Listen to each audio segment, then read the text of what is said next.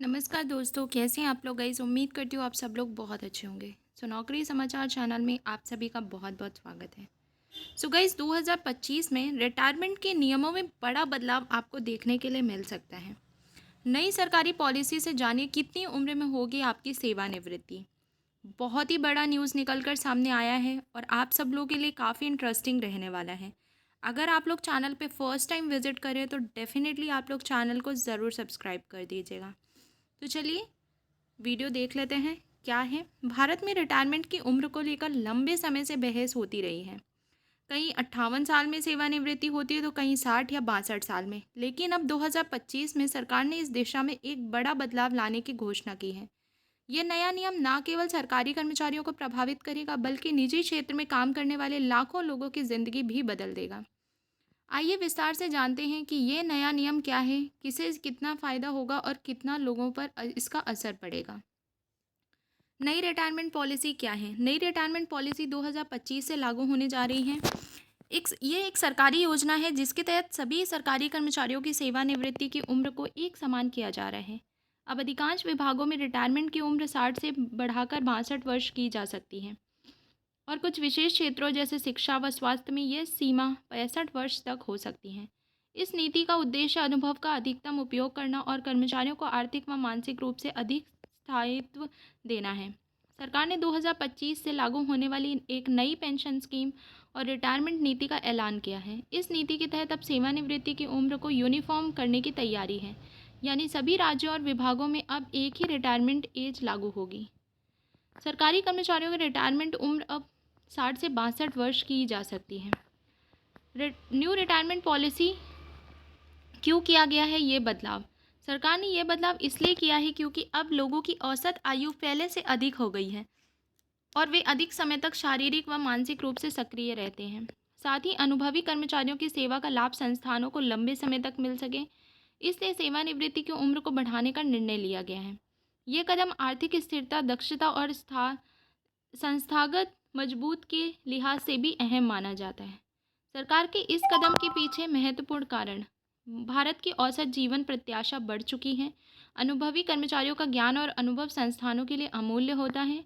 नई भर्तियों में समय और लागत अधिक लगती है। बुजुर्गों की आर्थिक सुरक्षा सुनिश्चित करने की आवश्यकता बढ़ रही है। रियल लाइफ उदाहरण की बात करें तो मेरे एक करीबी रिश्तेदार रेलवे विभाग में इंजीनियर थे। पहले उन्हें 60 की उम्र में रिटायर होना था, लेकिन अब उन्हें 2 साल और सेवा करने का मौका मिलेगा। इससे उन्हें न केवल वित्तीय स्थिरता मिलेगी बल्कि मानसिक रूप से भी वे सक्रिय रहेंगे। एक अन्य उदाहरण मेरी पड़ोसी शिक्षिका है जो चाहती थी कि वे 62 की उम्र तक बच्चों को पढ़ाए। नई पॉलिसी उनके लिए राहत बनकर आई। सेवानिवृत्ति के नए नियम केंद्रीय सरकारी कर्मचारी पुरानी उम्र सीमा 60 वर्ष थी, नई उम्र सीमा 62 वर्ष, सेवा वर्ष सीमा 33। राज्य कर्मचारी 58 से 60 वर्ष और इंक्रीज्ड एज 62 वर्ष, 33 वर्ष का कार्यकाल। इसी तरीके से डिफरेंट डिफरेंट कैटेगरीज में हर तरीके के लोगों का, जैसे कंपनियों में अगर कोई कर्मचारी है तो कंपनी की नीति पर डिपेंड करता है। सलाह तो 62 वर्ष की है और वो टोटली कंपनी आधारित करती हैं। रक्षा सेवा विशेष रैंक के आधार पर रैंक आधारित है, 20 से 33 वर्ष तक हो सकती है। तकनीकी विशेषज्ञ की बात करें तो 60 से 62 वर्ष जो कि, और मैक्सिमम वर्ष 64 और 33 वर्ष।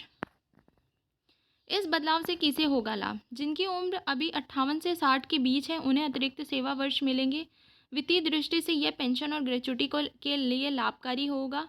महिलाएं जो अक्सर बीच में ब्रेक लेती हैं उन्हें फिर से काम में आने और रिटायरमेंट तक सेवा देने का अवसर मिलेगा।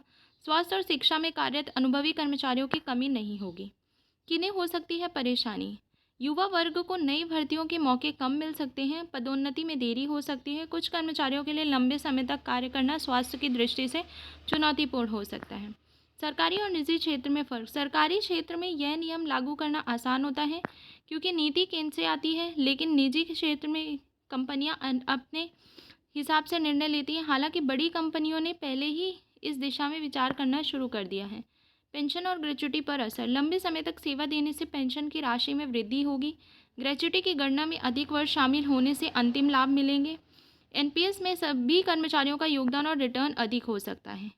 क्या आप तैयार हैं इस बदलाव के लिए? यदि आप एक नौकरी पेशा व्यक्ति हैं तो आपको अपने अब अपनी वित्तीय योजना में बदलाव करने की ज़रूरत है। ये बदलाव आपकी पेंशन प्लानिंग, रिटायरमेंट सेविंग और हेल्थ केयर प्लान पर असर डालेगा।